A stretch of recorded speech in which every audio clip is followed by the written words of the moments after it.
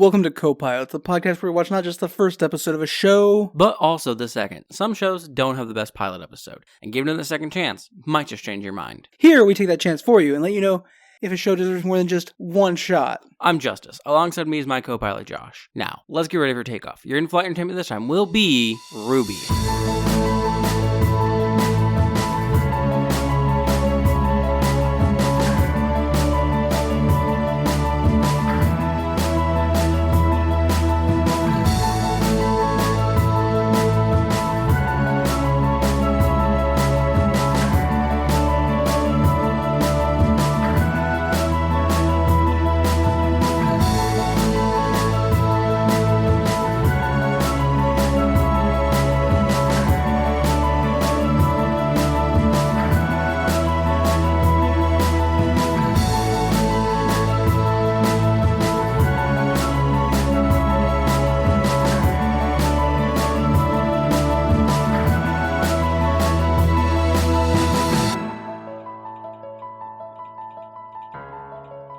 Okay, well that definitely doesn't spell Ruby. Yeah, no, it doesn't. That's the color code red, white, black, yellow. Yeah. So, not Ruby. Fair. But I mean, if it's Kesha and not Kadalra, and if it's Baby No Money, not BB No dollar sign. It is BB No dollar sign.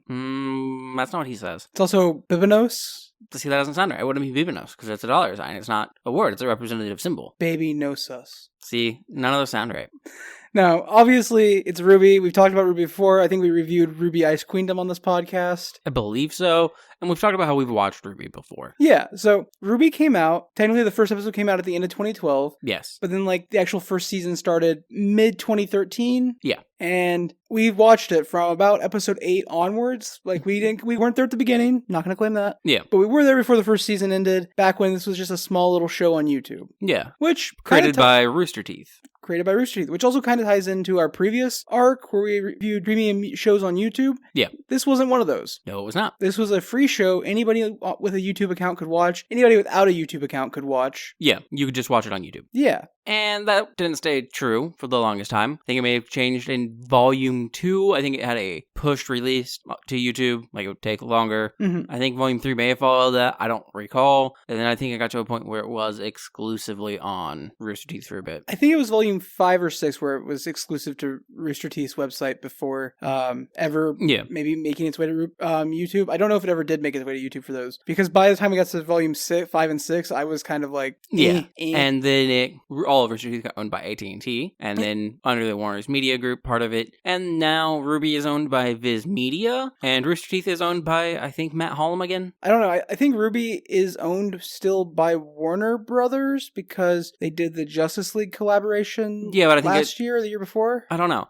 I know I saw something about it being with Viz Media now. It might just be hosted through Viz Media or some shit. I don't entirely understand. I don't know either. I don't know. The point is, we have watched quite a bit of RWBY. I think at least 6 volumes. I believe so, maybe yeah. 7, 6.5. 6 out of the 9. Yeah. So this isn't us coming into a show with fresh eyes like we normally do. Normally we come to a show that neither of us have ever seen before, and we take it from there. Or a show that only one of us have seen. Or a show that Justice has never seen and I saw years ago and can't remember anything about. Yeah, which is effectively neither having seen, because Josh has a shit memory, as we've talked about multiple times. Unfortunately, even though I haven't watched season 1 of RWBY in probably 4 or 5 years, my brain still remembers all the bits. Yeah. So it's not like I'm coming at it fresh. So this is a review of a show we like. Yes. Season 1, I would say season 1 and 2, we actively loved RWBY. Yeah, it was very good. It was an interesting time to be a fan of something on the internet because it was kind of like the dying days of message boards. Yeah. And the fan groups were mainly Facebook focused at that point. Yeah, it was before Discord took off in a big way, and internet relay chats were dying.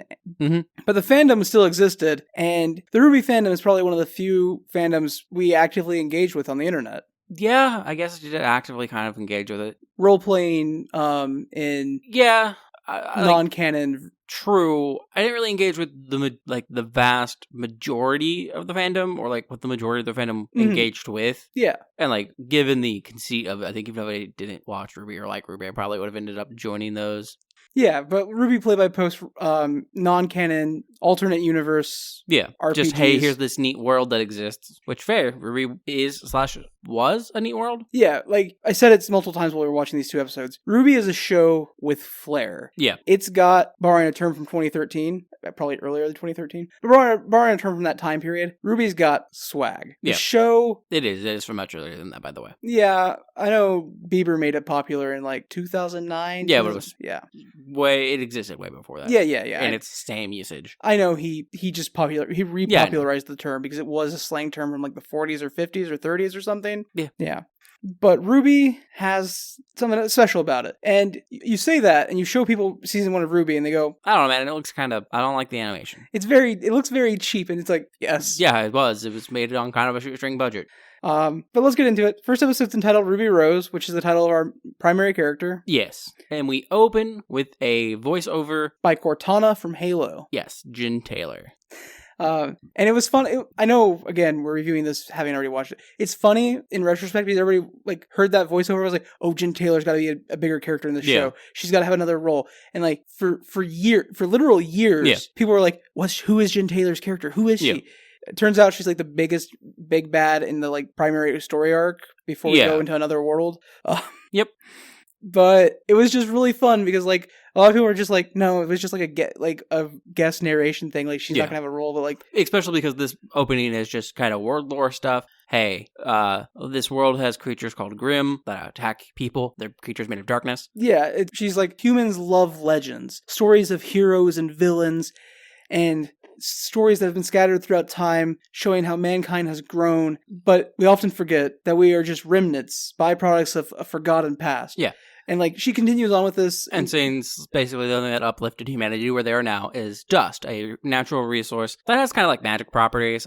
It's ways to basically use the 4 elements: fire, earth, water, ice. Well, it's fire, earth, water, ice, momentum, gravity, lightning. Yeah, no, there's a bunch of shit, but like in the basis, we only really get like the basic element. I will say, and this is not related to RWBY at all, I'm currently reading Tress of the Emerald Sea by Brandon Sanderson. Great book. A book that is from the Cosmere, but dust really spores within Tress really reminds me of dust within RWBY. Fair. And how it's just like essentially refined element powder, the raw elements in a condensed powdered state. Yeah.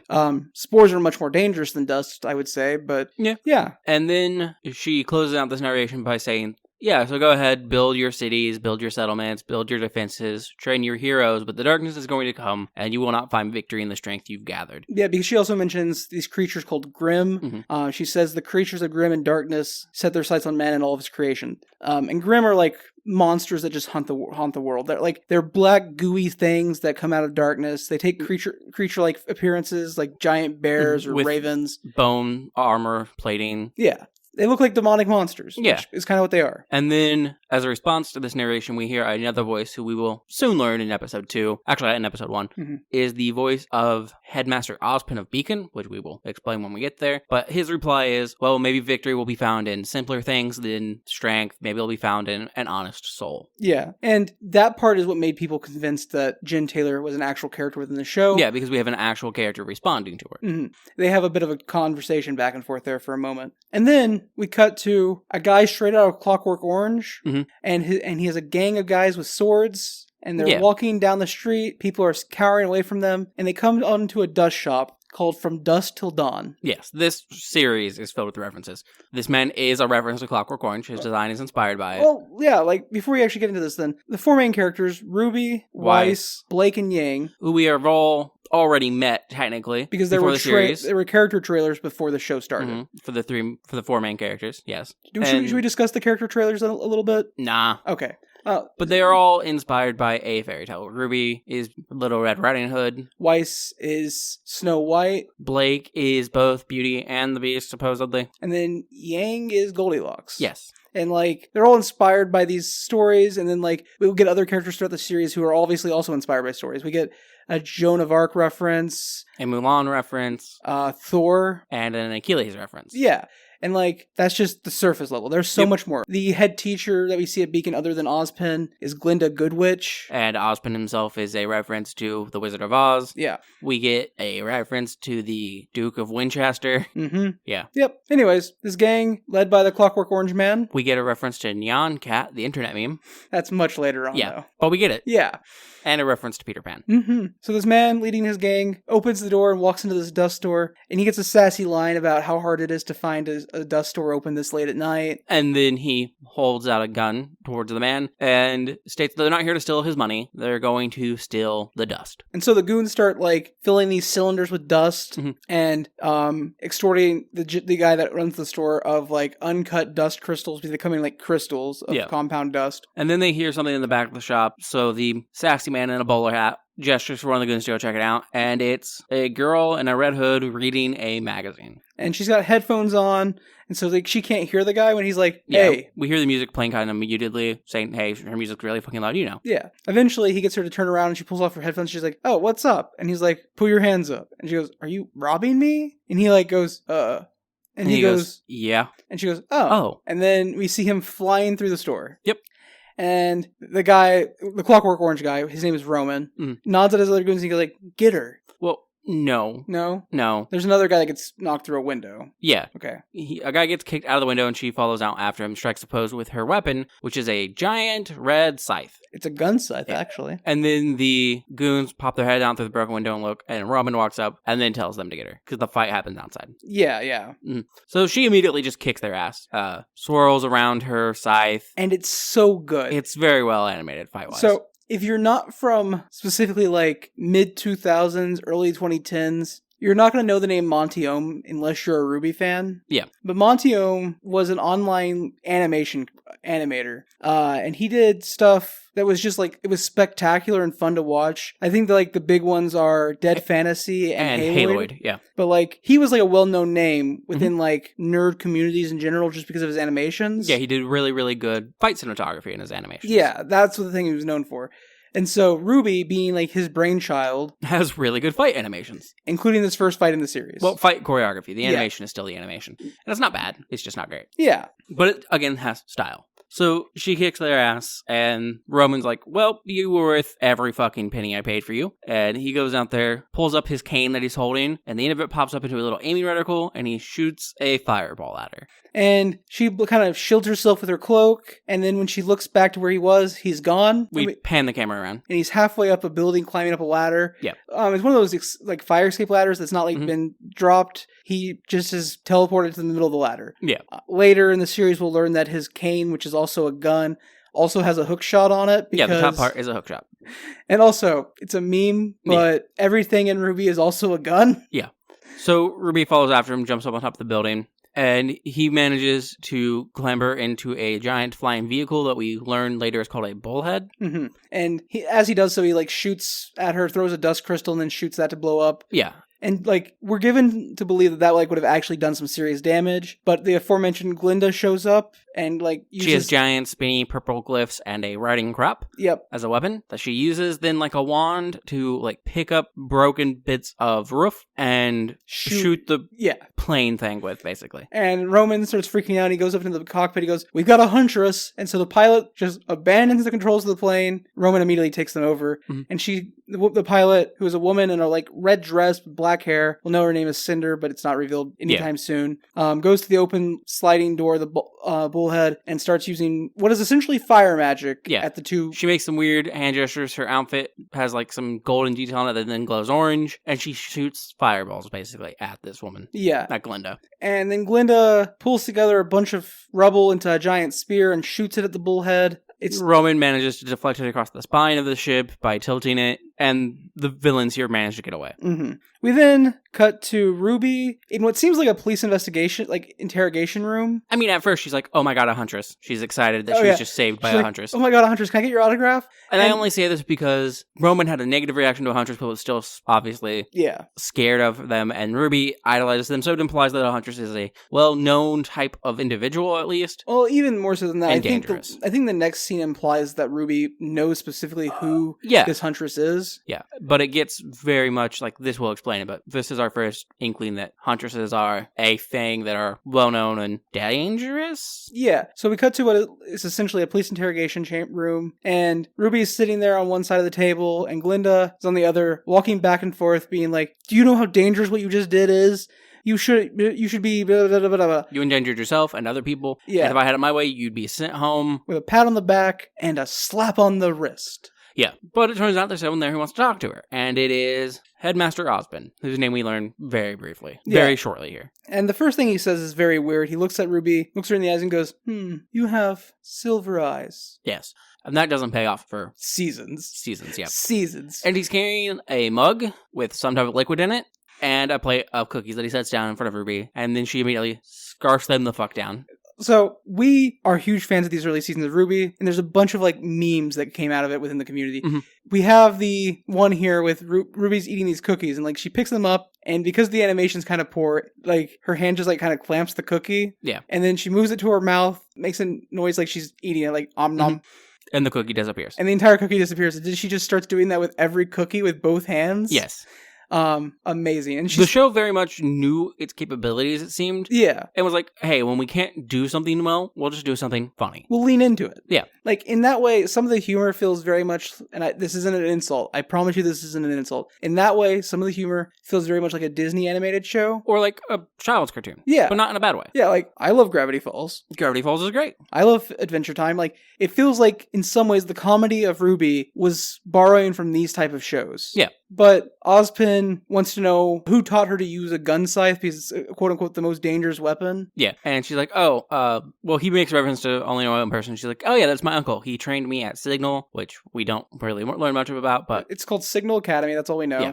And that Ruby trained because she wants to be a huntress. And Osmond's like, that's dangerous, but you want to fight monsters? And she's like, yeah, it's really cool, and I just really want to help people, and I could be a police officer, but huntresses are so cool. And also ACAB. Yeah. And he's like, okay, would you like to come to my school? And she's like, I have 2 years left. He's like, come to my school. Come 2 years early. It's fine. Yeah. And then we cut to Ruby and Yang. We actually have this thing I think the show does well is transitions for the most part. Mm-hmm. Because we focus in on Ruby's face after that offer. And then our light source changes somewhat and it's more angularly lit rather than above. More natural light too. Yeah. And then this blonde woman just glomps onto her, and it is Yang, Ruby's sister. And she's like, I'm so happy my baby sister's coming with me to Beacon. And they have a brief conversation, specifically where Yang's like, you just gotta be yourself, you'll make new friends. Because Ruby's worried because she's going to a new school, and it's 2 years early for her. Yeah, she's leaving all her friends behind. And she's like, don't worry, you're the bee's knees, which leads to one of my favorite lines in the entire series, which is Ruby being like, I don't want to be the bee's knees. I don't want to be any kind of knees. I want to be a normal girl with normal knees. Yeah. And then we hear a newscast talking about Roman Torchwick and his robbery. And then we cut to another news anchor talking about faunus rights. And we see a bunch of people with animal ears and stuff. And apparently there was a recent protest that turned violent when a group called the White Fang got involved. Mm-hmm. And before we really get too much more into that, that cuts off and a hologram of Glinda appears. And she starts talking immediately. Aang's like, who's that? And then Glinda introduces herself. She's like, I'm Glinda. And Aang's just like, oh. And I think that's another thing I like about the show. Comedic timing? It has comedic timing, but it has natural feeling comedy of just being like, that's an amusing moment, but it's an amusing moment because we've all been like, what's that thing? And then immediately gotten the answer right afterwards. Yeah. I felt kind of dumb about it. I will say, one of the things I hadn't really noticed about the show until this viewing, actually. Yeah. Actually, until we were talking about it just now, is the fact that we go from the interrogation to the transport to Beacon. Yeah. And the news for the Roman Torchwick attack from Dusk Till Dawn is playing there, does imply that it's a rather quick turnaround. It's an insanely quick turnaround. It was literally the night before the new semester started, and suddenly Ruby's now going to a new school. Basically is what it feels like. At most, it might be a few days because they're just kind of still talking about it, maybe. Yeah, it could be I wouldn't say it's any more than a week out. The Ruby thing happened to Tuesday night. Yeah. Or Wednesday night, and this is Monday morning. Yeah. Yeah. It's not been that long. I hadn't really thought about that so much. It hit Thursday night and Friday night news, and then was a return on the Monday morning news cycle just because it's no longer evening breaking news, but it's still part of the news, Yeah. So they're talking about that. Glinda introduces herself and like, yes, you come here from all around the world to this great place to learn, and the world's experiencing a great peace right now, and as future huntsmen and huntswomen, it's your job to protect that peace and help the world to maintain its current state. Yeah. And then RWBY and a bunch of other people cry out in surprise because I guess like the ship was just traveling on like ground or something or hadn't taken off yet. No, it was in the air because we just saw blue outside. Fair enough. But so we see a map of Vel later in the series, and RWBY and her sister are coming from an island, and then Beacon is like literally in like a straight line away from it if you're heading towards it. Okay, fair enough. So you wouldn't see the campus from the side view, but the ship is turning so it can dock. So they get a view of the campus. And RWBY's like, look, you can see Sigil from all the way up here. Signal, yeah, my bad. On patch, which then makes my brain go, that doesn't feel right with what I now know from the map layout later. But and she's like, I guess home isn't too far away at all. And Yang goes, but Beacon's our home now, little sis. Yeah. And then the two hear a passenger, and they don't just hear a passenger. So something we haven't discussed yet is, other than Roman, his thugs, and the storekeeper, RWBY, the news anchors, Glinda, Ozpin, Yang, and RWBY, every other character, every side character, background character silhouette. is a black silhouette. Yes. Basically, if they're not a main character, it seems, or interacting directly or relaying important information, they don't matter. And so RWBY and Yang hear this guy groaning about his stomach, and he throws up. But we see him move through the background, and he's fully animated. He has a character design. So one of the things about season 1 and season 2, I think, as well, and maybe into season 3 even, maybe not, is that these characters, because we know that background characters are black silhouettes, anytime you get a character who is fully animated, you know that character is going to matter in some way. Yep. Which is fun. It's a fun little thing. It's one of my favorite things from RWBY. And I'm really sad that as their budget increased, they were like, we're going to get rid of that. And so the guy pukes, and RWBY goes, oh, gross, Yang, you have puke on your shoe. And the episode kind of ends there. Yeah. And it fades away. And then we get the opening for the entire series. Just like a proper anime. Yeah, and it's fucking great. It's one of the greatest things about this show, in general, is its soundtrack. Yeah, it's hard to talk about RWBY and not talk about its soundtrack. So, Rooster Teeth in general, which was the production company, the website, before it was a production company, that made RWBY. Yes. But they also have a bunch of other shows. Specifically, Red vs. Blue was the big one for them. Yeah. And then their shorts were rather popular, kind of like College Humor sketches. Where, like, some people didn't watch anything, but they'd see like this one and be funny. They were aware of a few here and there. Yeah, but Red vs. Blue, not only was it funny and made use of the Halo 3 or Halo 2 engine initially. Yeah. Made use of the Halo engine to like film these skits. In a machinima style. It also had really good music by this musician, composer, Jeff Williams. Yes. Who would go on to become the like primary musician for Rooster Teeth. One of two. He did a lot of the lyrical musical compositions, and then he worked with like two other people to do some of the more instrumental compositions for background music. And he'd become like the primary musician for RWBY as well. Yeah, basically Rooster Teeth's primary animated musician, it seemed. So Jeff Williams and his daughter Casey Lee Williams were like the musical force behind the music in RWBY. Yeah. And that includes this first theme song that we get, which the opening animation we get it's very well animated for the budget they were working with. Yeah. Like compared to the show itself, they put a lot of effort into this opening. Yeah. The thing that made this opening stand out was the song This Will Be the Day by Jeff and Casey Lee Williams. Which we heard earlier in this episode. It's what RWBY was listening to. And actually during the fight scene, she takes her headphones off and the music starts playing ambiently for the audience as well.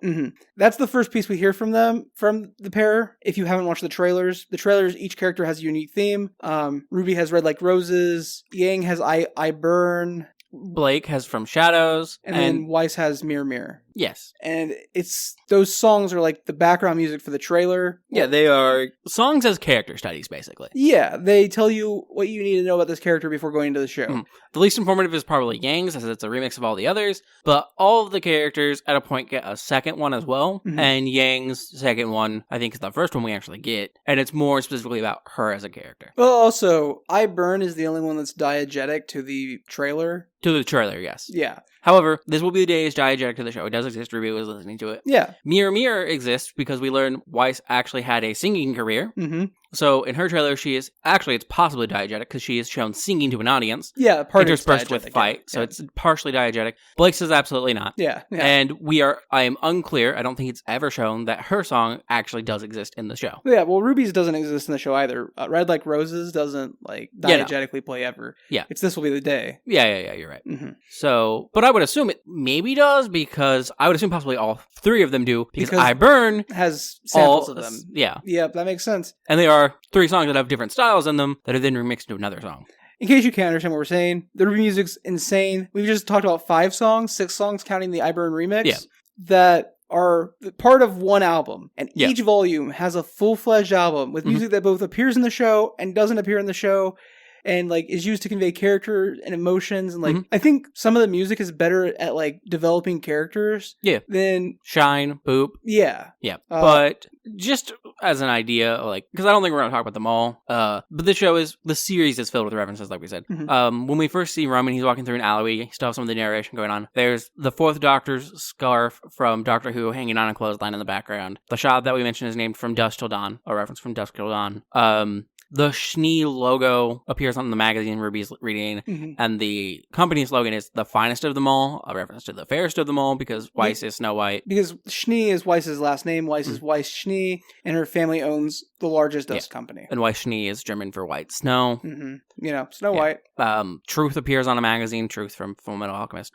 Like, the show is just filled with a bunch of references. I don't think we're going to cover them all, obviously, but... Yeah, there's probably too many references to cover and all. But and some of them are just references to Rooster Teeth stuff in of itself. That was the end of episode 1. Episode 2 immediately starts with that theme song. Yeah, but the real question here, Josh, is after episode 1, would you watch more? Yes, I did. Yeah, Sam. Because, again, we watched this in 2013 when it aired. I was sitting in the common area of my dorm one night because my roommate went to bed early, and I was just watching stuff on my laptop because I didn't have class until like 11 a.m. or something. And I was stumbling through like animated YouTube series. There's a couple that I really like that never got more because it's really expensive and really time consuming to make animated series. It really is.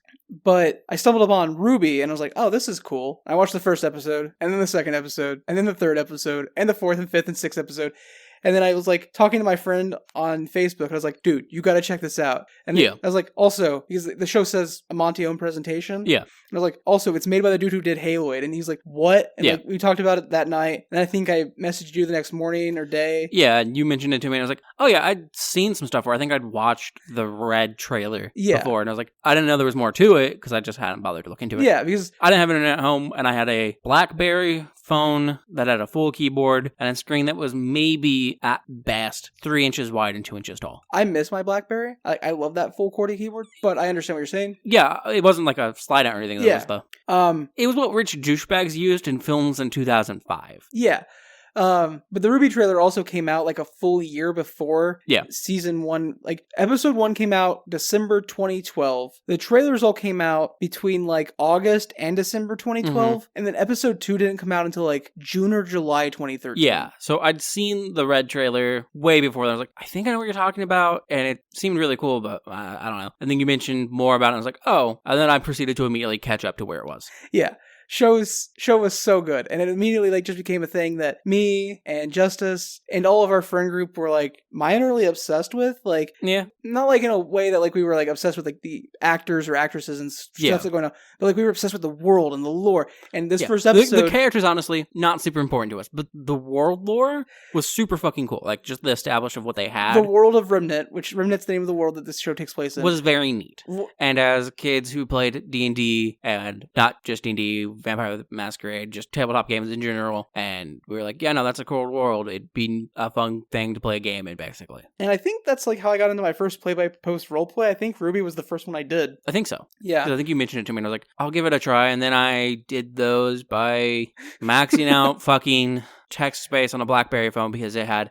The site didn't, but my phone would only allow me to text so much on a text box. Yeah, and you had to copy-paste it over? I made giant copy-paste segments. I would write them all fucking out in notepads. Yep. Then they have to piecemeal notepads together. In case you're not familiar, play-by-post roleplay is a form of shared storytelling where a couple people, or maybe one person, will present an idea for a story, a setting, a vague plot, and other people will develop characters centered around that, and then you play the game by writing essentially like chapters from your character's perspective, reading what other people write, and then responding to them with your own posts again.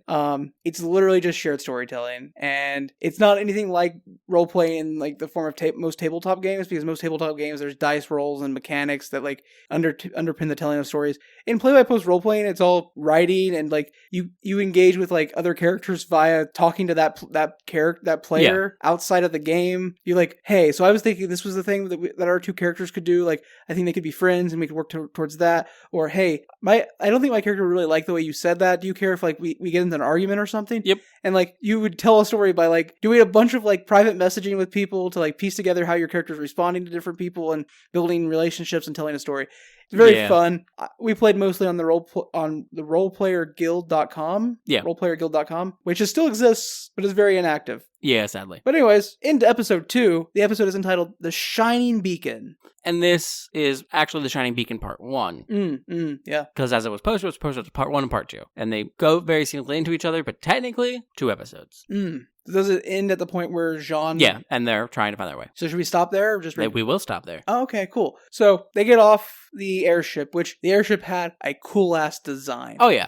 It was really our fading shot. We pulled back and we see them landing at this school on the cliffs, and it's very, very neat. It's got a very beta fish looking design to it. Like, yeah, the ship does. The ship looks very much like a beta fish. Mm-hmm. It's got like upwards fins and then downwards fins that are fancy. Whereas the first ship we saw, the Bullhead, very much made you go, oh yeah, these guys do Halo, because it looked like a fucking pelican almost. Yeah, the Bullhead also looked very much like the Sanctuary 3. Yeah. Like it has but much smaller. It has like the body shape of that, and then like the wing setup of like a pelican from Halo. Yep. Mm-hmm. Yep. So this episode, like I said, opens with them getting off that ship. And as they're getting off, the sick guy runs past them, which I don't think we mentioned it, but there was a fun bit. Really asked that the last episode ends on where RWBY notices that Yang has vomit on her shoe and Yang is freaking out. Yeah, and that's all like off screen. It's just voice actresses. Like RWBY goes, you got vomit on your shoe. And Yang's like, gross. Get it off, yeah. Yeah. But the sick guy rushes past them and we see him throwing up in a trash can and they're both just like, that's gross. Yep. And then RWBY and Yang, along with a bunch of other students, walk out of the ship and head down that paved path towards the school. And RWBY gets extremely excited and turns into a chibi form of herself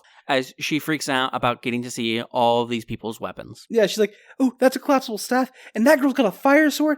And then Yang grabs her by the shoulders and is like, hey. Oh, she grabs her by the hood and she's like, hey, you have your own weapon. Like, isn't Crescent Rose good enough? And RWBY's like, I love Crescent Rose. Well, at first Yang is like, easy, they're just weapons. And RWBY's like, they're not just weapons, they're extensions of ourselves. Yeah, and Yang's then like, well, can't you swoon over Crescent Rose? And RWBY's like, I love my gun scythe, but I love meeting other weapons because that's like meeting new people, but not as bad. But better, yeah. And then Yang's like, come on, why don't you try and make some new friends while you're here? And make some new friends on your own while you're here. And RWBY's like, why don't you do that? I got you.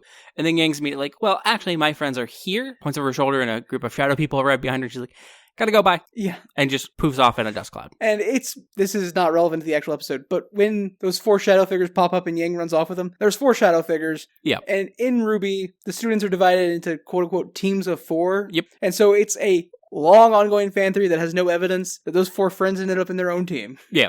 And then never interact with Yang again. Yeah, they're her just team like, is weird. They're just like, she's hanging out with her 15-year-old sister all the time. Like, how lame is that? We're in college and she's hanging out with her kid sister. High school, college. I mean, yeah, all the characters other than RWBY are like 17, 18. Yeah. So it's more of an analog to college. Yeah. Especially with the dorm life experience. True. Than high school. So RWBY, because this is an anime, Yang's disappearance actually was that fast and disorienting. So RWBY is now dizzy, spinning around in a circle, and she's just like, she stands and... Oh, she falls. Well, she stands and says, what am I doing? Immediately falls over into a pile of luggage and gets yelled at by a girl in white who is Weiss, yelling, what are you doing? Yeah. It's a repetition of the line but from a different perspective. And when she falls, she like falls onto this like, you know those fancy carts that hotels have? Yeah. Like really nice hotels have that they transport your luggage on? Yeah. She falls into one of those carts, knocking all the like luggage cases all over everywhere. Yep. And that's when Weiss shouts, what are you doing? Don't you know that you could have just blown us all up? Don't you know how dangerous it was? And she's like, what? And then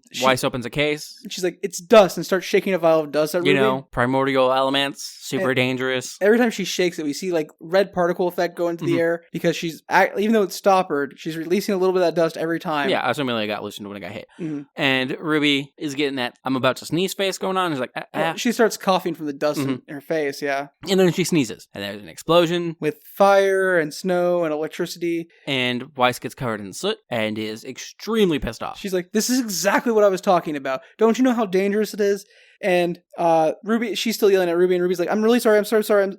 And she's like, And Weiss keeps yelling at her, and eventually Ruby gets pissed, and she's like, hey, I said I was sorry, princess. Yeah. And that's when we see this yelling that's happening off screen as we see a vial of the dust roll over and get stopped by someone's boot. They pick it up just after Ruby yells the princess line, and this girl who is wearing black and a bow and holding a book looks over and goes, it's Eris, actually. Why Schnee? Eris to the Schnee Dust Company. And then Weiss goes, oh, finally the recognition I deserve. And then Blake proceeds to tear down the Schnee Dust Company. She's like, yeah, they're famous for like using slave labor and having really bad business partners and bad business practices.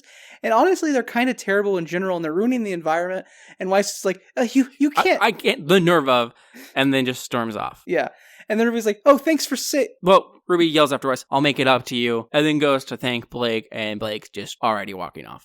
Yeah, I promise I'll make it up to you. And she turns to see Blake, and she's like, oh, yeah. Well, welcome to Beacon. And she collapses back down on the ground, where a hand then pops on the screen to help her up. And it's the guy who was throwing up. He's like, hey, I'm Jean. She's like, aren't you the guy that was thrown up on the ship? And he's like, yeah, we cut to them then walking down a path with trees and stuff. Like, it's like near like a gardens on campus. We kind of pick up in like what seems to be the tail end of a response to that, which is just, look, all I'm saying is that motion sickness is a lot more common than people think, okay? And then Ruby's like, I'm sorry for calling you Vomit Boy, but it was the first thing that came to mind. He's like, oh yeah? What if I called you Crater Face for exploding like that? And she's like, that was an accident. He's like, and so they both kind of stop talking awkwardly. And he's like, well, the name's actually Jean Arc. Short, sweet, rolls off the tongue. Ladies love it. And Ruby's just like, do they? And he's like, they will.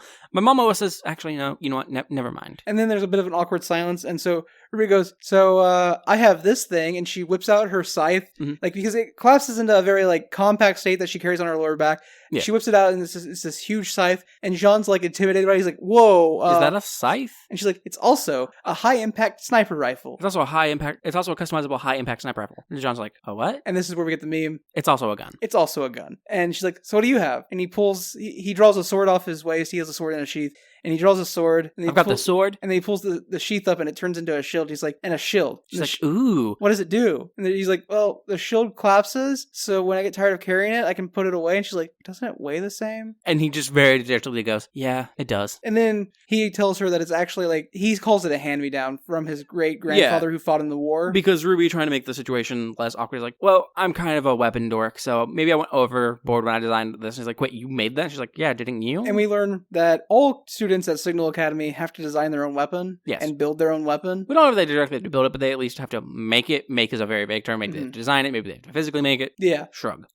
Which that one line puts so much into like the role plays, the RWBY role plays that were around. Because it wasn't just the one game that I played in with like, there was a bunch of like, there was a fuck ton. Really like high quality driven RWBY role plays out there. Oh yeah. And even not even in the role play scene, there were just a bunch of people in the fandom who were just like, I had this really neat weapon idea, and they would design a weapon. Some would even 3D model it, and it would get posted on like Rooster Teeth discussion boards on the Rooster Teeth website. Yeah. And he's like, well, I didn't design mine. It was from my great-grandfather who fought in the war. We don't specifically know what war. We learn vaguely later. Yeah. But she's like, ooh. And he calls it a hand-me-down, and he seems like a little ashamed of it. Yeah, she's like, well, I like it. Not a lot of people appreciate the classics nowadays. Yeah. And she's like, oh, it seems like a family heirloom then. And like, and then that kind of like leads to them they're still walking along this path. And Ruby's like, so why'd you help me out? And John's just like, my mom always says, strangers aren't friends you haven't met yet. Yeah, strangers are just friends you haven't met yet. Yeah. I forgot about that part. And then Ruby's like, so where are we going? And John goes, I was following you. I don't know. I was following you. And then the screen fades to black. And if you were watching originally on YouTube, there's some dialogue. Which you can't do anymore. The entire show's been removed from YouTube. Yes. It fades to black, and there's some dialogue there. And I think I don't know if the streaming episodes have it or not, but I know DVD episodes do not. That is how we watched it. We own a DVD. We rewatched the first 2 episodes. But as it fades to black, Jean's just like, you think there might be like a directory, a food court, some sort of recognizable landmark? And Ruby's laughing, and she's like, is that a no? And she's like, that's a no. And that is the end of episode 2. That's the end of episode 2. Justice, after episode 2, would you watch more RWBY? Well, after that, we get credits, and we get a new song. Oh, yeah, the closing song. Called Wings, which is also very good. It's much more of a soft ballad. Yeah, it's... In classic anime tradition, the first one is very high energy, the opening's very high energy, and the ending is soft, gently closey stuff. Yeah, Wings is good. Yeah. It's never been one of my favorites, but it's good. It hits very different at the end of Volume 1. Yes. When it plays in full, because it is maybe 30 seconds of the song also, and I think this is really important, all the music in RWBY hits different once the volume ends. Like, yeah, the like music will come out before the show, mm-hmm. and people will be like listening to it and like making theories, and then like you'll get to the end of the season and you'll be like, oh, that's what that meant in the song, because the songs do also, in some instances, have references to the arc of the story and fit very well with it. Mm-hmm. And like they'll hit differently. Like I can hardly like specifically for me. Let me pull it back up. I had it pulled up. It's volume 2. Shine. Caffeine? It's Dreams Come True. Oh, yeah. I can't listen to Dreams Come True without, like, tearing up. Yeah. Because that song is, like... It hits big difference after some things. It hits big different. But yeah, so we get Wings with the closing credits and animation. Mm. Good ending. Animation's a strong word. It's like a slideshow, yeah. It's normally, like, a silhouette character art of an important character from the episode. Yeah. And so, after Wings, Justice, would you watch more of RWBY Season 1? Or just RWBY in general? No, I've grown since then. Holy shit. You're like, no, show's terrible. Fuck you. No, I definitely would. I still think the world is interesting. The music's still fucking great. And, like, in the first 2 episodes, there's nothing super driving about it, but they're also quite short. And, like, the first 2 episodes that we've just talked about are maybe an episode of an anime. Yeah. And while the animation isn't super great, it's smooth enough for the most part. There's a few hiccups here and there, but the character designs are fine. Actually, the character designs are pretty good, like, yeah, for each person. The world seems interesting, and, like, honestly just feels like it just kind of got established at the end of episode 2. Yeah, and, like, for me, I love some of these character designs. I love Jean's blending of, like, jeans with armor and a hoodie. Yeah. Like, it feels like the response of being, like, even, like, a modern fantasy world where people are like, yeah, no, I fight monsters and it's fucking Detroit. Like, it feels like a thing that I would see someone possibly wearing in, like, the Dresden Files, being like, no, man, monsters are real. I have to go fight them. I just have some armor I keep in the trunk of my car. I'll toss it on if I have to go fight a monster. Yeah. It just goes over what I'm wearing. Yeah, it really feels like either Jim or James Butcher's works, like, aesthetically. And then, like, RWBY, and, like, I don't think Gangs hits the brief of this makes me think of Goldilocks, but, like... No, I think the brown leathers are supposed to be more of a reference to it. Yeah, but RWBY and Weiss, like, both of them, their outfits make me go, oh yeah, those are those characters. Yeah. I get it. And I love that. And, like, up until the end And Blake's kind of does, but only the fact if you count the book prop as part of her outfit. In which case it goes, yeah, no, I can see how that's supposed to be Belle. She's just constantly reading when we first meet her. Oh, we didn't mention, we see Blake one time, twice in this opening. So I think she's on the airship. We see her once. I don't think we see her on the airship. Maybe not. But she has a bow on. Yes. And because of how shitty YouTube autoplay, or like YouTube auto graphics were back in 2013, 2012. Yeah. I remember watching this. And like kind of like they talk about connection. faunus, which you're like, oh, animal people. And then you see Blake with her bow, which I'm like, oh, cat ears. And I was watching on a very small screen. I was watching at like basically its highest quality most of the time, but I was watching on a very, very small screen, so I lost detail. And the graphics, the quality would change depending on like just how good a signal I had, because again, no internet streaming over phone data. Sometimes it was fine, sometimes it was bad. And like in episode 3, there's a moment where somebody's like, oh, nice bow. And I'm like, what bow? Yeah. But yeah,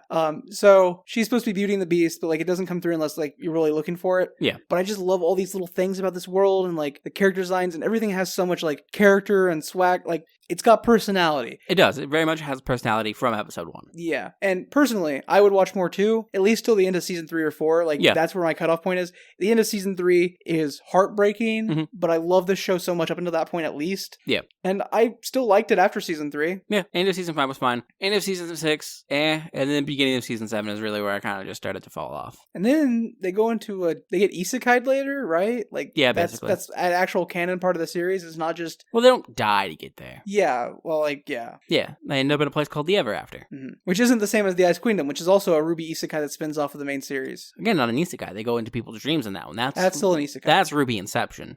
All right. But I think we both have watched more, and obviously we didn't talk about it yet, but this is our 5-year anniversary as a podcast. Which is why we felt perfectly fine fucking doing a show we've seen before, and we liked, because we were like, fuck it, we can. So we did. Well, yeah, and more than that, RWBY was a show that, like, it ties into the YouTube aspect, but, like, it's also really interesting in the sense that it's not lost media. You can still get RWBY, but it was free on YouTube. Yep. And that's how I discovered it. That's how so many people found it. Yeah. And then Rooster Teeth got acquired by AT&T, which owns Warner Brothers, and RWBY got pushed to Warner Brothers. And now all that stuff's gone. You can't even search RWBY Volume X Music on Spotify to find it anymore. You might find like created playlists. Yeah, because Warner Brothers got all of Jeff Williams' music taken down that was associated with RWBY because they're like, oh, it says RWBY, we own that. But turns out, fun fact, they don't own that. Jeff and Casey owned the rights to that music.